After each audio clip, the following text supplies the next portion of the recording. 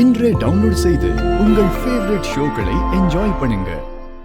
இத பாரு, ஜாதகம்ங்கிறது ரொம்ப புனிதமானது. அத நான் முழுசா நம்புறேன். ஆனா நீ என்ன பண்ண?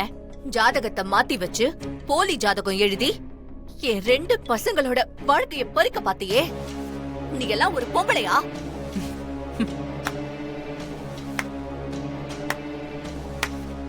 சூப்பர். அப்படியா சுபத்ரா? நான் பண்ணது மன்னிக்கவே முடியாத குத்தமா? ஆமா, என்ன பொறுத்த வரைக்கும் ஜாதகங்கிறது கடவுள் வாக்கு. எனக்கு கடவுள் பக்திக்கு இணையான ஒரு நம்பிக்கை அந்த ஜாதகம். சூப்பர். அப்போ நான் பண்ணது பெரிய குத்தம்னா அது அப்படியே இருக்கட்டும்.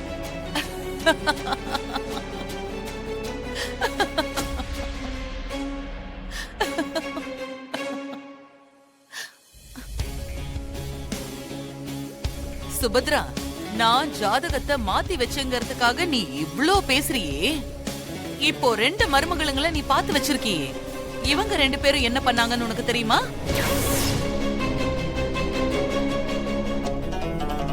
ஹேய், ஒண்ணு கேட்டா அதுக்கு பதில் சொல்லாம வேற என்னமோ சம்மந்தம் இல்லாம பேசுற? இல்ல, சம்பந்தத்தோட தான் பேசுறேன். இதோ நிக்கிறாளே இந்த ருக்மணி.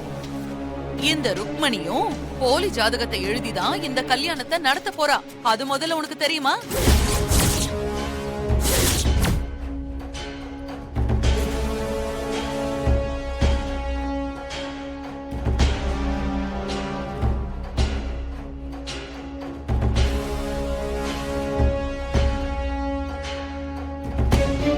நினைச்சேன் நீ இந்த மாதிரி ஏதாவது பேசிட்டு வந்து கலகம் பண்ணுவன்னு எனக்கு நல்லா தெரியும்.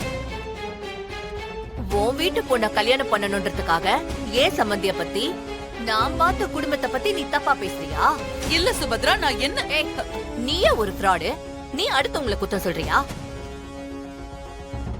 இனிமே நீ சொல்ற எதையுமே நான் நம்ப மாட்டேன். முதல்ல நீ வெளியில போ. இங்க பாரு, இப்ப நான் சொல்றது எல்லாமே உண்மை. கொஞ்ச நேரத்துக்கு முன்னாடி இந்த ருக்மணி அம்மா கோயிலுக்கு வந்து இந்த பேப்பர்ல எழுதி, நான் தப்பு பண்ணிட்டேன், ஜாதகத்தை மாத்தி தான் நான் கல்யாணம் பண்றேன், என்ன மன்னிச்சிருன்னு இந்த பேப்பர்ல எழுதி மரத்துல கட்டினத நான் பார்த்தேன். அதத்தான் இப்போ உன் கண்ணுக்கு முன்னாடி நான் எடுத்துட்டு வந்திருக்கேன்.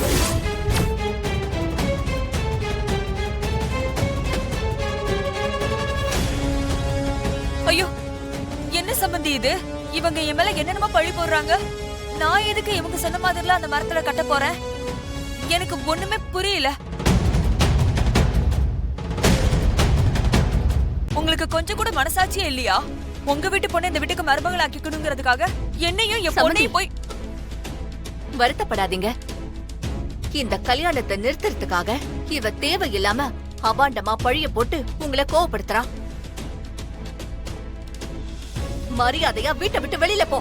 இல்ல சுபத்ரா, நான் சொல்ல வருது. என்ன சொன்னாலும் சரி, அத நான் கேட்க தயாரா இல்ல.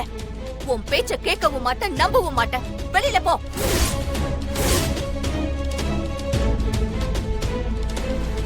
போயிட மரியாதையா.